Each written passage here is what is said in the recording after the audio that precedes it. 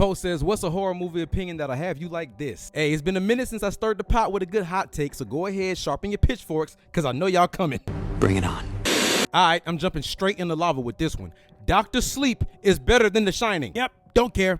I know y'all love The Shining. I know it's your beloved horror movie. I don't give a damn. Dr. Sleep clears The Shining, point blank, period. And the good thing is, it's a lot of people who actually agree with me, so I know I'm not alone with this one. Not only was Smile the best horror movie of 2022, I also consider this to be one of the top 5 horror movies of the decade. And to push the hot take a little bit further, I would even say that Smile is one of the greatest psychological horror films of all time. And even though I like the first one better than the second one, I still consider Smile 2 to be one of the best horror movies of the decade. But yeah, I'm in that mode now because I'm finna come out and say it. Thanksgiving is one of the best slasher films of the last 25 years. I'm gonna keep it all the way funky with you, bro. I consider this to be damn near a perfect slasher film. The only thing stopping this from being a perfect slasher film, in my opinion, was the motivations of the killer. Not gonna lie, I think they were kind of stupid. You deciding to become a mass murderer because a married woman gave you the googly eyes and you assumed that she was gonna leave her husband, that was fucking stupid. Other than that, perfect slasher film. Now this one ain't necessarily a hot take, it really just falls to opinion because there's a lot of people who would agree and a lot of people who won't agree. But in my personal opinion, I think Korean horror movies are actually better than Japanese horror movies. Especially when you take into consideration the fact that there's a lot of horror movies that you thought was Japanese, but they were actually Korean or even from Thailand. Korean horror movies have the perfect balance of Asian and American filming styles because they'll give you horror movies like Train to Busan, which feels a lot more like Dawn of the Dead, but then they'll turn around and give you horror movies like A Tale of Two Sisters,